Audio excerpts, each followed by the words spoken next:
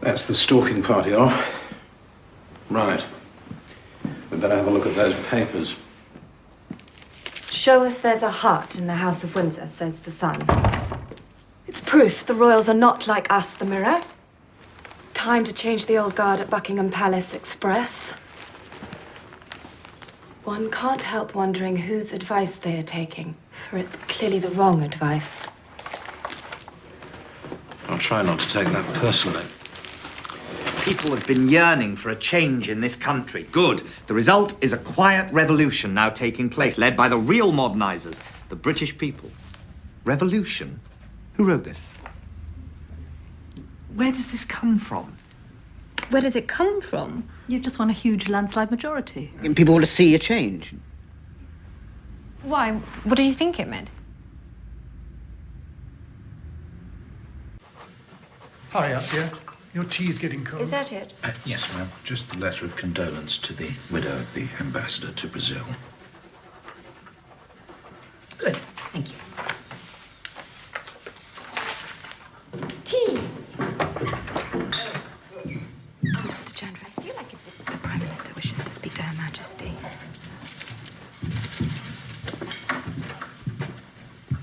Ma'am, apparently the Prime Minister is on the phone for you. Tell him to call back. No, it's all right. I'll take it.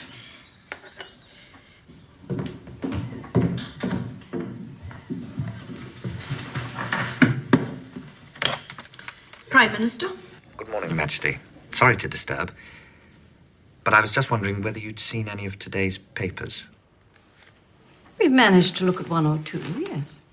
In which case, my next question would be whether you felt some kind of response might be necessary. No. I believe a few over-eager editors are doing their best to sell newspapers, and it would be a mistake to dance to their tune. Under normal circumstances, I would agree. But, well, my advisors have been taking the temperature among people on the streets. And, well, the information I'm getting is that the mood is quite delicate. So, what would you suggest, Prime Minister? Some kind of a statement? No, ma'am. I believe the moment for statements has passed. I would suggest flying the flag at half-mast above Buckingham Palace. And coming down to London at the earliest opportunity. It would be a great comfort to your people and would help them with their grief. Their grief? If you imagine I'm going to drop everything and come down to London before I attend to my grandchildren who've just lost their mother, then you're mistaken. I doubt there is anyone who knows the British people more than I do, Mr. Blair, nor who has greater faith in their wisdom and judgment.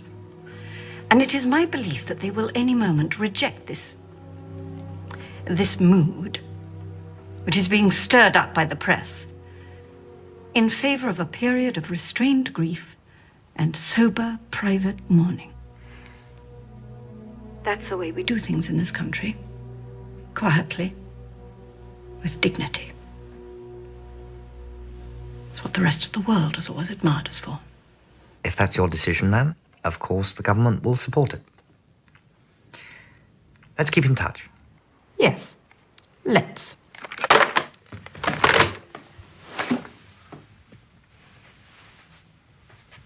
Bloody fool. And now your tea's gone cold.